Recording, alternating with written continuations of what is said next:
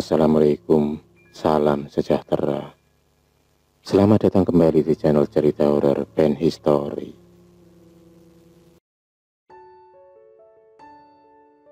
Siang itu langit Solangkan menampakkan cahayanya. Matahari pun terhalang derasnya hujan. Pak Kusmin masih tertunduk lemas di warung soto miliknya. Sepi, senyap, hanya suara jam dinding yang memekikkan telinga. 3 jam sudah Pak Kusmin masih sabar menunggu pelanggannya. Tapi kenyataan itu masih sama. Tak ada pelanggan yang memampir di warung soto miliknya. Hingga waktu pun menjelang malam. Dan kejadian itu sering dialaminya semenjak kakaknya membuka warung di sebelahnya. Hanya kesabaranlah yang menjadi pondasi agar warung soto miliknya tetap berdiri. 3 tahun pun berlalu. Warung soto milik Pak Kusmin semakin sepi. Hutang mulai menumpuk di mana-mana. Bahkan Pak Kusmin dan istrinya mulai menjual barang-barang berharga milik mereka. Sudah jatuh kini tertimpa tangga. Istri Pak Kusmin mulai sakit-sakitan dan divonis terkena penyakit kanker ganas. Mau tak mau, Pak Kusmin harus merelakan rumahnya untuk dijual untuk pengobatan istrinya. Kontrakan rumah 4x4 itu pun menjadi tempat satu-satunya istirahatnya saat ini. Cibiran mulai tersungging dari mulut tetangga. Apalagi anak perempuannya yang bernama Dila sering pulang malam tanpa tahu Dila bekerja sebagai apa. Mereka langsung mengecap kalau putri satu-satunya Pak Kusmin itu perempuan nakal.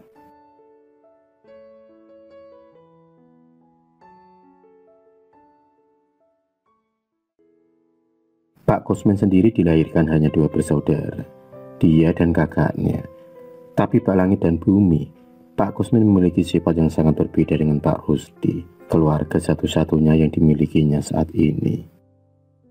Pak Rusdi seolah acuh dengan kondisi adiknya saat ini. Sifat sombong yang dimilikinya sering dijadikan bahan untuk bisa mengolok-olok Pak Kusmin. Tahun pun berganti tahun, kondisi Pak Kusmin semakin parah. Tak ada lagi orang yang mau menolongnya. Hingga tiba-tiba Pak Kusmin bermimpi didatangi oleh laki-laki tua berjenggot lengkap dengan goblok usangnya. Di dalam mimpinya itu Pak Kusmin akan mempunyai harta melimpah asal mau menuruti kata-katanya. Awalnya Pak Kusmin mengabaikan dan menganggap hanya bunga tidur saja. Tapi anehnya mimpi itu masih sering muncul hingga 4 malam berturut-turut. Disinilah iman Pak Kusmin dipertaruhkan. Secara diam-diam Pak Kusmin mencari tahu akan siapa sosok kakek tua di dalam mimpinya. Dan entah bagaimana, tiba-tiba saja laki-laki yang bernama Mbah Sinto itu muncul di hadapan Pak Kusmin yang sedang kebingungan. Dan dengan sekejap, Pak Kusmin berada di gubuk tua di area hutan jati. Dengan asap menyan yang masih mengepul, Mbah Sinto seolah meniupkan sesuatu di area matanya. Hingga Pak Kusmin pun hanya menganggukkan kepalanya saat Mbah Sinto mengajukan persyaratan.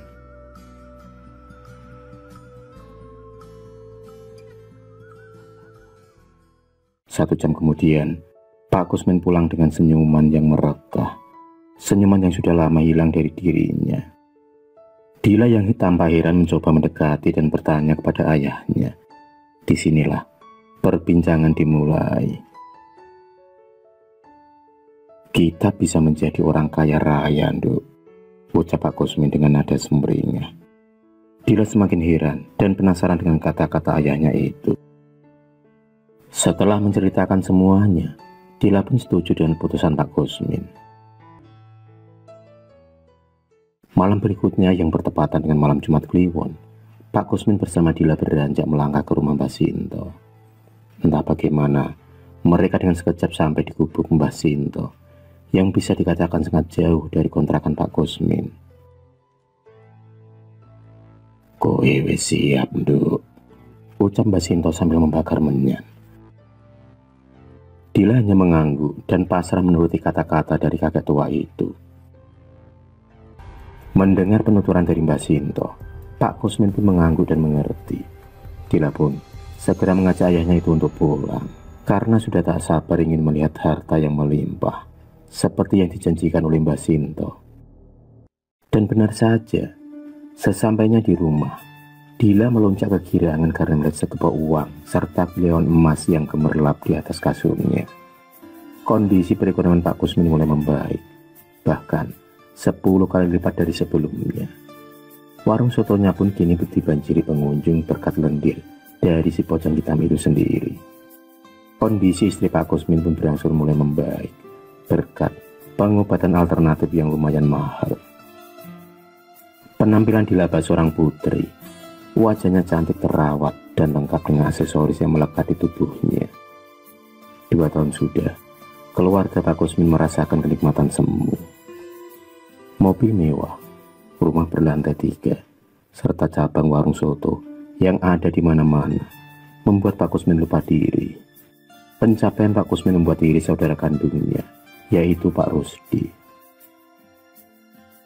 Pak Rusdi pun mulai curiga dengan kekayaan yang didapat secara tiba-tiba oleh adiknya itu.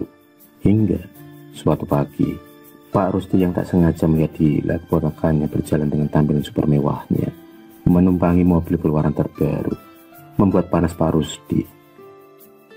Dengan sengaja Pak Rusdi menghampiri Dila dan melontarkan kata-kata pedas.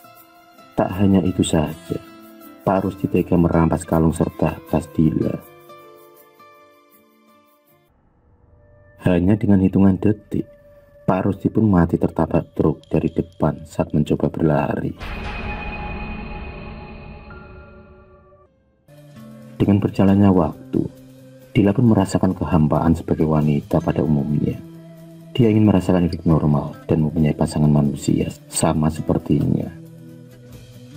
Pernah, suatu kali dia mengutarakan niatnya untuk berhenti dari kemusyrikan ini, tapi Pak Kusmin menentangnya. Laki-laki itu sudah terlena akan duniawi tanpa menghiraukan masa depan anaknya. Pernah suatu hari ada seorang pemuda yang melamar Dila, tapi pemuda itu langsung tewas secara tak wajar. Tanpa disadari, mereka sudah dijadikan tumbal oleh Pak Kusmin. Tahun berganti tahun, tak terasa umur Dila sudah menginjak 40 tahun. Di usianya ini seharusnya Dila sudah mempunyai keluarga lengkap dengan anak-anak yang lucu. Hidupnya kini semakin hamba. Ayahnya juga semakin tua dan ibunya baru saja meninggal. Tak ada laki-laki yang mau mendekatinya karena sudah dipastikan mereka akan mati sia-sia. Uang yang dimilikinya semakin tak ada artinya. Tubuhnya kini kurus kering. Hari itu Dila sudah bertekad bulat untuk menghentikan penyiksaan ini. Dia pun mendatangi Mbak Sinto, meminta untuk memutuskan perjanjian dengan setan tersebut. Tapi silanya rumah Mbak Sinto lenyap beserta orangnya. Kini tak ada lagi yang mau mendekati Dila, dan itu artinya tak ada lagi tumbal untuk pesugihannya.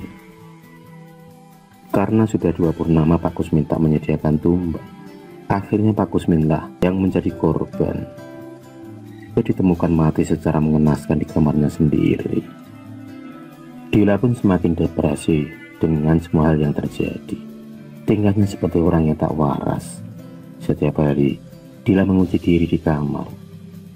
Dan jalan satu-satunya untuk menghentikan kemusyrikannya itu, dia pun kemudian mati bunuh diri. Sampai sekarang, rumah yang berlantai 3 itu dibiarkan terbengkalai oleh warga sekitar. Mereka tak berani mengusik, apalagi masuk ke dalam rumah. Karena menurut penuturan para warga sekitar, rumah itu sering terlihat penampakan sosok pocong. Dan juga sering terdengar suara rintihan orang menangis.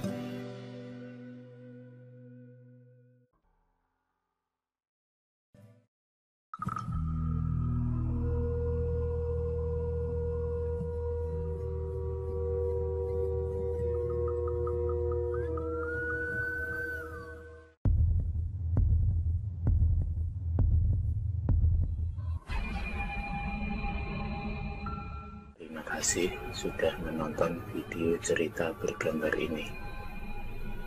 Klik subscribe untuk terus mendapatkan video-video cerita bergambar selanjutnya. Semangat berkarya.